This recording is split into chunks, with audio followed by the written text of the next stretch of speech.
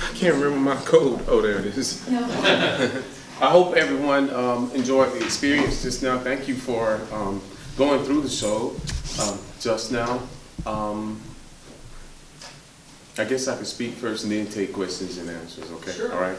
I'm giving the same speech that I gave the other night, so if you were there the other night, I'm sorry to bore you again, like Miss Gentry, my art teacher in the back from junior high. Glad to have her here. I believe in the transference of energy and power from one person to the next. In my works, I try my best to achieve the sensitivity and pain of the subject matter, and it is my hope to transfer that sensitivity to the viewer. I believe if we all grow to understand one another and each other's personal experiences and battles, we gain new appreciation and achieve total bliss. A unique education occurs when one is exposed to something from another culture that sometimes makes them uncomfortable.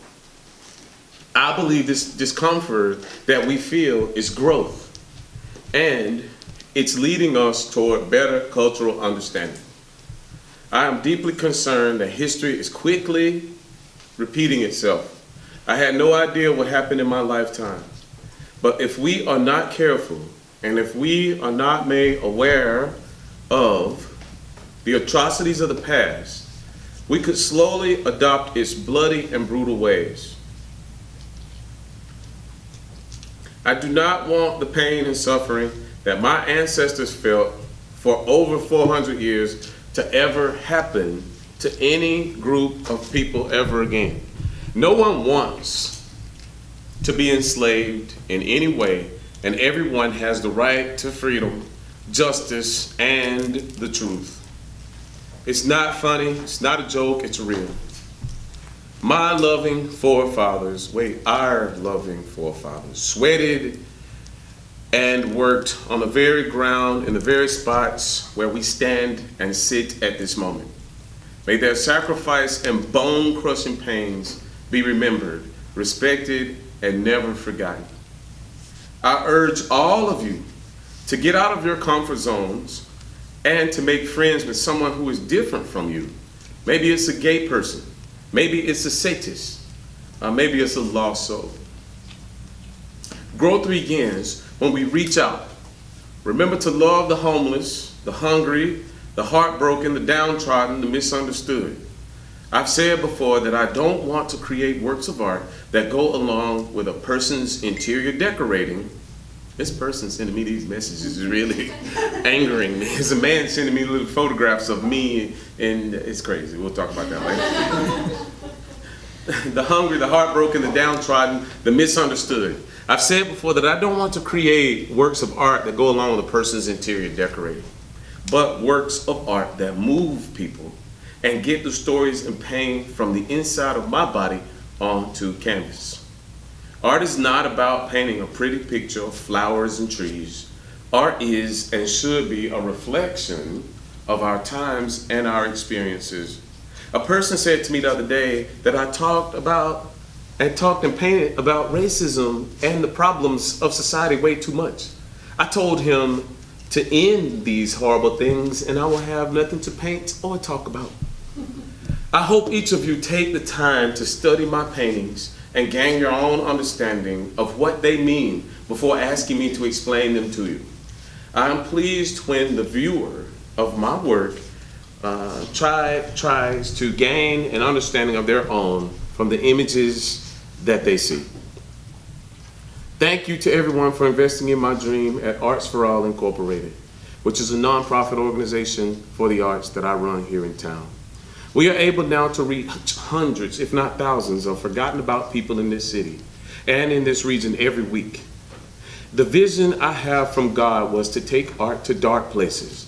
I believe that vision is now a reality, and through art, those places are no longer dark. Art has illuminated their lives and pulled them together. Just last week, two 90-something-year-old women were reunited from their childhood in one of my art classes. It made Sunday's paper last Sunday. Now, last week, we had to pry the fingers of our adults with intellectual disabilities from our paintbrushes when it was time to go home. They love the space that we've created and the love in which it was built. As a reminder, I'd like for everyone to know that the poor children of this community, of this city, helped me build Arts for All Incorporated and all of its furnishings and contents. Every painting in our gallery was somehow touched, nailed together, or inspired by the poor children of this city and of this world. There's no secret about where my heart is. It is with the poor. I assure all of you and all of them that every day I fully support them. I stand with them, understand them, and embrace them in everything I do. From the seat of power that I have at City Hall to the little creaky stool where I sit and paint at night.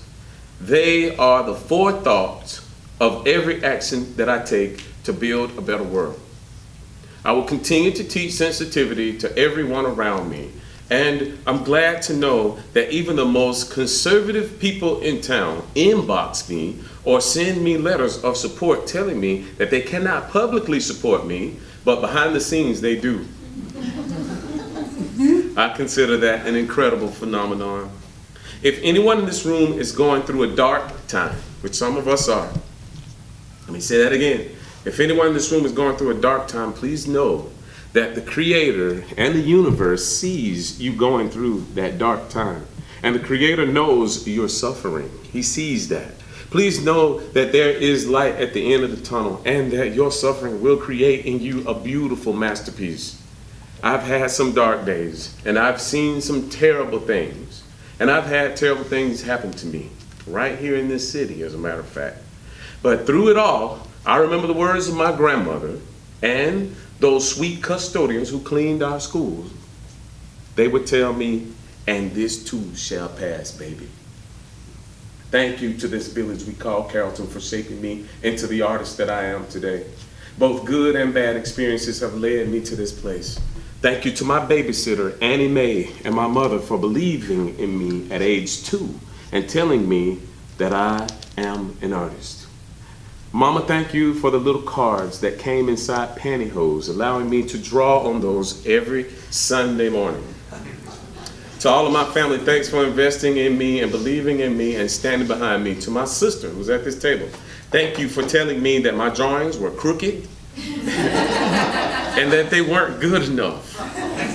When I was a little boy, I hear your voice every time I'm painting. And I remember, and we all must remember that iron sharpens iron. To everyone else, thank you for the good and thank you for the bad. And because of both of those, I think I made some pretty decent paintings. And I plan on selling a lot of books someday too. I always say those things have made my book more interesting. So I plan on selling a lot of copies. Our experiences shape our world and they shape our perspective and our beliefs. Thank you to all of my animal friends, and I have a lot of those. My dog Andy Warhol, my turtle, my turtle Jean-Michel Basquiat, my 3 pet chickens, which Tim had the privilege of meeting the other day in my chicken coop. They're amazing. They are amazing. My chickens are totally unafraid. They'll let you pick them up, you can throw them up. Well, I don't throw them up, but you can. But don't do that. My frog prince Navid, all the little creatures who inhabit my world. You inspire me to not worry about the world around me, but to appreciate where I am and to enjoy the little ripples in the water. Thank you to my friends and thank you to my enemies. Thank you, God, and may He richly bless all of you. This is just the beginning. I feel like saying the end because I read children a lot. The end, but it's not the end, it's the beginning. Thank you, everybody. I can now take your question. Wow. Who's clapped for me? What's your name? Sean, how old are you? 13. 13. Wow, well, welcome. I can take questions from any, you can ask me anything. I don't care what it is.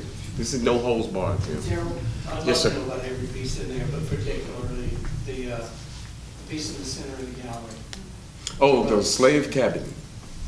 Okay, the slave cabin was inspired by, I'm crazy. I'll stay up till 6 o'clock in the morning on the internet just looking at images. Anybody else in here do that? I did it this morning. I've been up all night.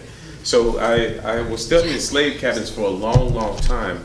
And my grandmother lived in what I thought was a slave cabin, but I learned from the owners of the property that it was a sharecropper's house.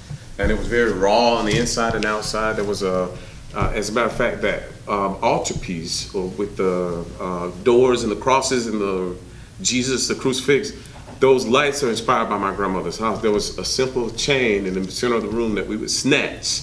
I couldn't reach it because I was a little kid, but they would snatch this chain and the whole room would illuminate and the light would swing, and I always loved watching everybody's shadows like do this on the wall in her house. It was amazing.